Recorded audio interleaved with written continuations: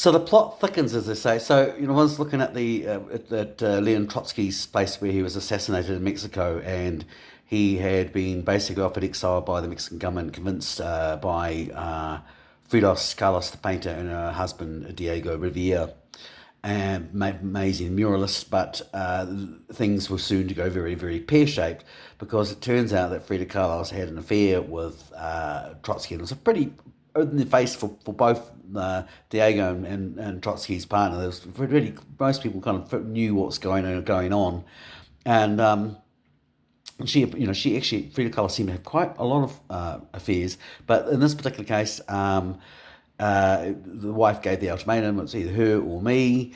And Trotsky said, well, decided the wife was more important. And Frida Kahlo turned around and said, well, got tired of it anyway. And but at that point, Diego Garcia had started getting quite like anti-Trotsky. They'd considered themselves Trotskyites, especially when Trotsky was a hero of the revolution. But now Diego, who I suspect was actually had nothing to do with the politics whatsoever at all, he was just pissed off that this guy was banging his wife or his lover, and Frida Kahlo, to her credit or whatever, went out of her way to kind of made the fact that she'd had this affair and use it to kind of enrage Diego Rivera. Trotsky, in the meantime, kind of also sort of largely felt that basically Diego Rivera was a bit of a flake and that his politics was all over the place. And they kind of had a falling out, and Trotsky sort of tried to make amends, but it's not quite clear, but it was quite frosty about it. And this is where the plot thickens, is because when I went and had a look at where he actually died, and you start to realise that this is an incredibly fortified place. And so, how did the assassin actually manage to get all the way through? Well, it's very simple. It turns out that Fridos Carlos actually met with the assassin. She had actually given him details about the layout of the place and who worked there, and he integrated himself as basically a fan and got to know one of the maids, and through the maid managed to get himself into the property. And then went, bang, but gave Trotsky a pick in the back of the pick. Now, Frida Kahlo was actually arrested and suspected, and during the arrest she confessed that she gave basically she'd met with the assassin and that she'd given him details about the layout of the particular place. But then it was basically they let her go, and it was almost like, oh no, there was all conjecture, there was nothing to it. And that's what all the books say. But it's like, well, actually, I would beg to differ more, because without that information, he couldn't have actually gone and carried out the assassination. So it's got interesting because it's sort of the frustration I feel a lot of the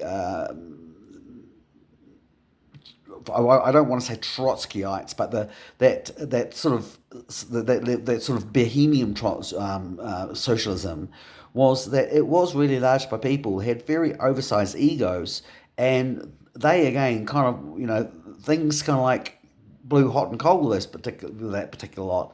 It wasn't like, for example, we had Norman Kirk, and Norman Kirk was a very, had his feet on the ground, and he was quite clear also like about the fact that he was saying, well, actually, I don't think socialism going all the way is necessarily going to be that particular great idea, but there are definitely key components that we need to make sure that people have, and we also need the sensibility of how to run an economy. And so I would have put Norman Kirk as a centre leftist, and I think it's probably, I'm probably with Norman Kirk. I mean, but the point I'm, that's trying to make out also, of course, is that getting back to the original point that I make in the video is that people who go on about the libtards and they go on about communism and whatever, they've never obviously read a book, because they don't understand that what the consequences of the Soviet Revolution, with Stalin basically murdering all of his Politburo, was that it never got to be anywhere near the model of socialism that they actually planned, let alone evolve into this theoretical concept of communism. The moment that Stalin took control of it, it veered into basically left-wing fascism. And that's largely what I feel that Marxism and Stalinism, well, definitely Stalinism, because that's why it's called Stalinism, baby.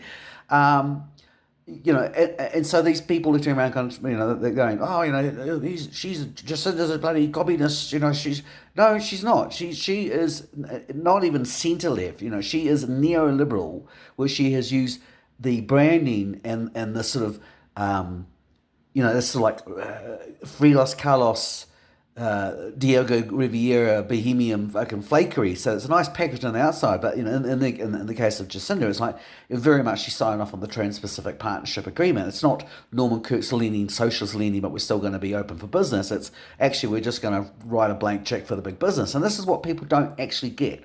And unfortunately, what we have in the United States is that we've got the model of the right wing, which is they can only understand right wing politics. It's all about money, money.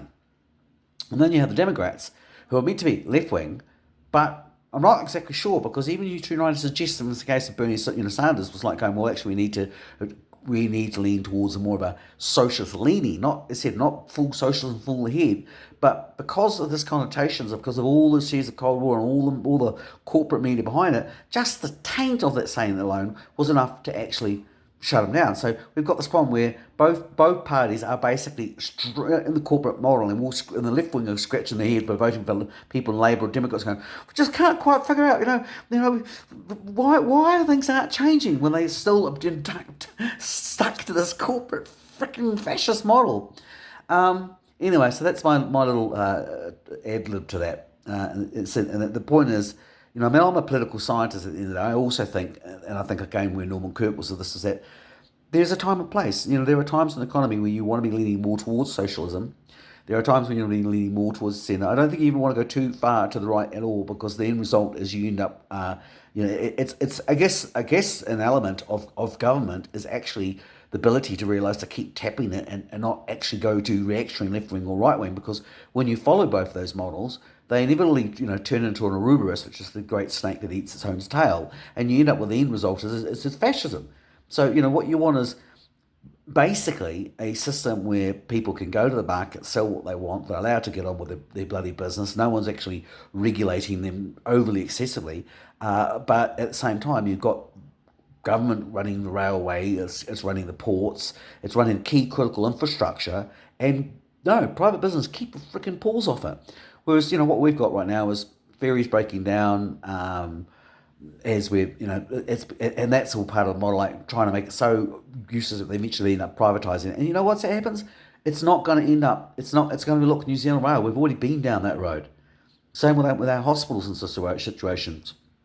And again, I guess in some ways, and I think Mexico, even though it has its problems, and mostly because it's a buffer state, in some ways it's geographically kind of gets pushed towards the centre, because you've got America with its corporate, everywhere you go in Mexico, it's incredible. There are Coca-Cola bottles everywhere you go. And yet, there's also wherever you go, spray painting. I've seen so many pro-Palestine 43, and I still haven't worked out why they're obviously open on the airport, because I have no idea what 43 is. But they're all these great monuments. They actually have the things built around them, because basically there's a move really kind of like not either graffiti or destroy some of these statues.